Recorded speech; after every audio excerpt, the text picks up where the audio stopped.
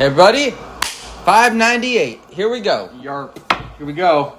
It's tea time. Denny's brewing, and I haven't even told him what tea it is yet. Yep. So today it's the 2002 Dai One Leaf Yiwu, famous production from Dai made by Menghai, who, or at least I think he made it. Yeah, who made a number of cakes around the turn of the century that are fairly well known, including most famously the Big Green Tree.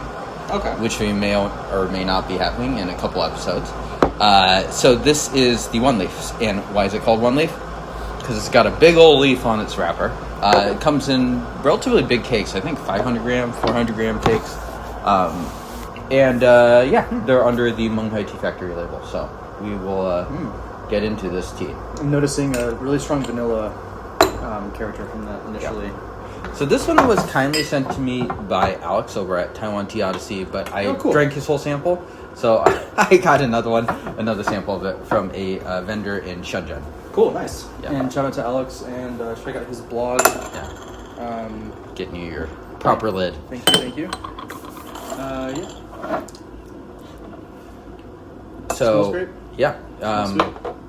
I'm curious to try this, and I think it'll be an interesting comparison to the tea we'll be doing in 600. So. And so, sorry, what was the year on this? 2002. Gotcha. And this source was from another vendor in Shenzhen, so in right outside of Hong Kong, essentially. Was it through Taobao or?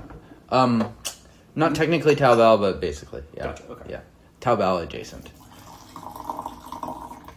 And relatively, I think, dryish storage on it, as you can kind of tell. Yep. Yeah, looks in terms of the soup color. And the material here is still opening up a little bit, so...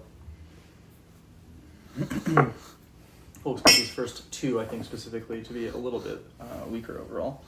Yeah, nice woodsy aroma to this. Does it smell like Menghai Tea Factory? I'm not sure that it really does. And we've had quite a few Yiwus in the last 6-12 months from Menghai. Yeah, that's true, actually, yeah. And really, it kind of stops around 2005, 2006, where they kind of stopped doing those teas. But yeah, the early 2000 ones are interesting. Here we go. Cheers.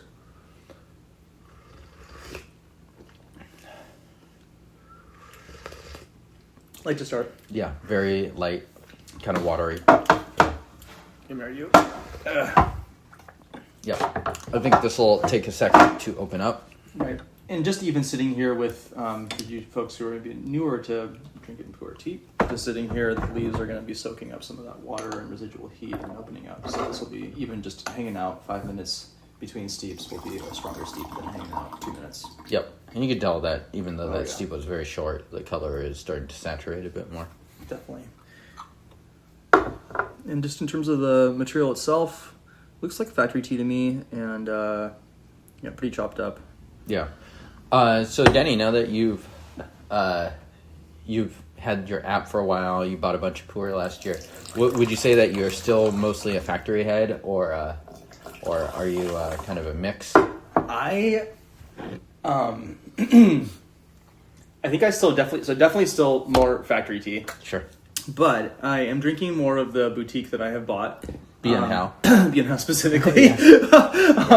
Because, and incorporating it into more regular drinking because, one, yes, it's a big treat, but it's, this is one of the ways that I treat myself.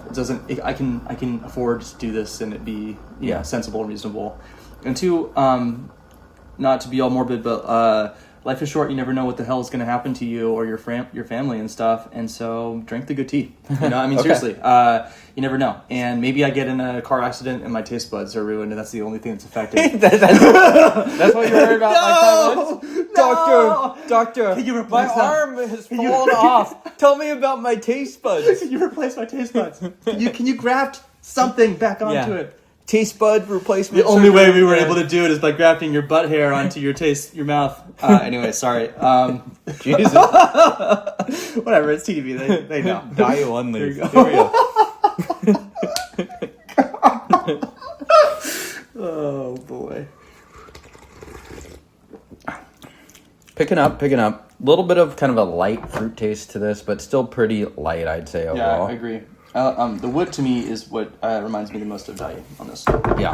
Like softer birchwood vibe, not very sour fermented at all. So it sounds like, if I were to understand your comment, you drink a bit more boutique than you did previously, Yeah, but exactly. you are you're still drinking mostly factory. Like that would be the majority. Definitely, yeah. of I mean, just by virtue of it's probably disproportionate how much boutique I'm drinking relative to how much I own. Okay. Compared to factory tea. Nevertheless, I still Yeah. drink a vast majority of my tea is just factory tea. Yeah. Gotcha. Makes sense. Yeah. I am actually approaching 1,000 sessions on my.tdb.org. Hell yeah. I was going to do a episode, in between episode on that. Nice. In fact, I think today I'm going to hit 997. Oh, wow. So I'm literally almost there. So Yeah. I'm going to kind of look back at some of that data and see.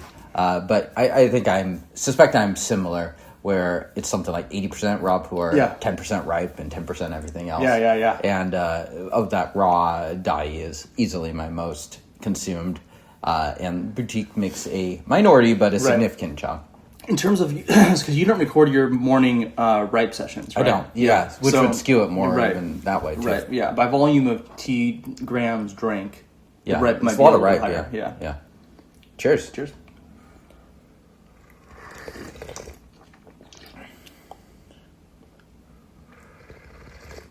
It's nice. It tastes like a factory tea to me. Yeah.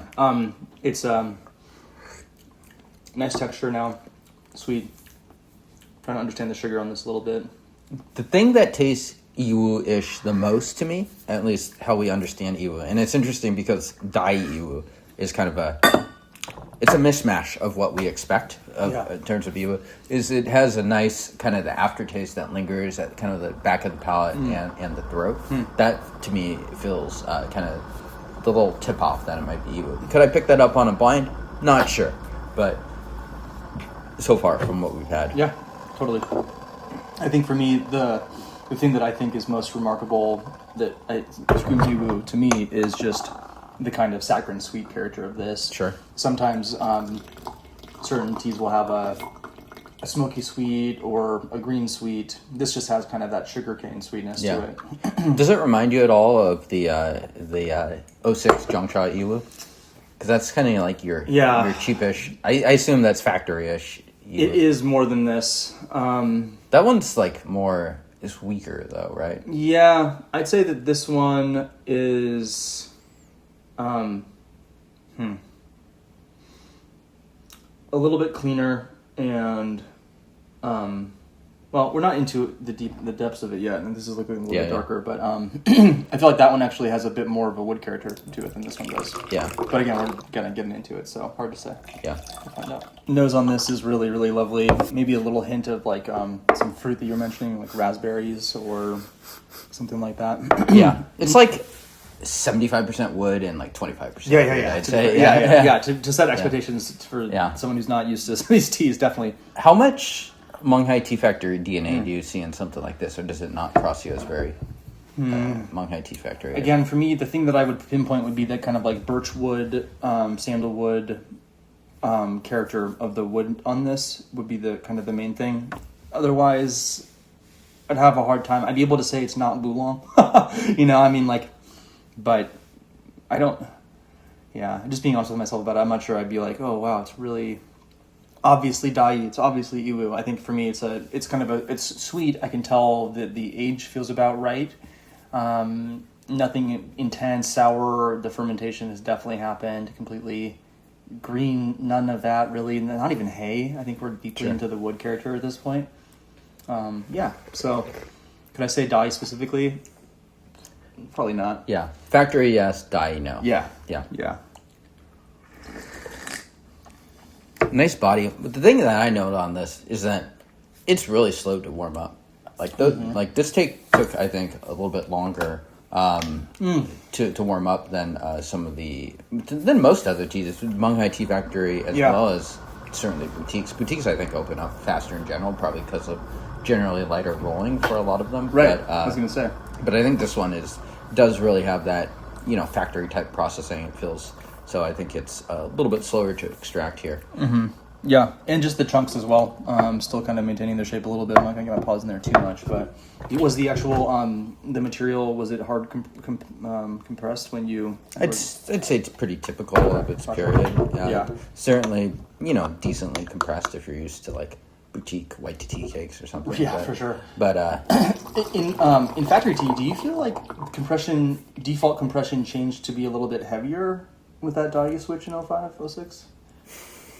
I'm not sure. Yeah. I mean, the technology in some ways has slowly improved, but Right. I don't know. I think it's always been. If anything, I find that the earlier productions tend to be a little tighter in terms of that. For Shaguan, especially. For Dai, I don't know. It probably depends a little bit on what you're talking about. Fair enough. Yeah. Certainly, machine pressed is more compressed on average than stand pressed. Right. It's nice. It's standard. Yeah. This is not like blowing my mind, I'd say, but also like it's really enjoyable. Easy to drink. Cheers.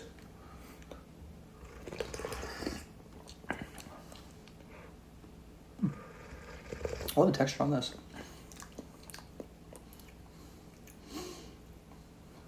I think for me, what I really want out of a exquisite Yiwu tea, beyond this profile, which I think is getting close to it, Yeah.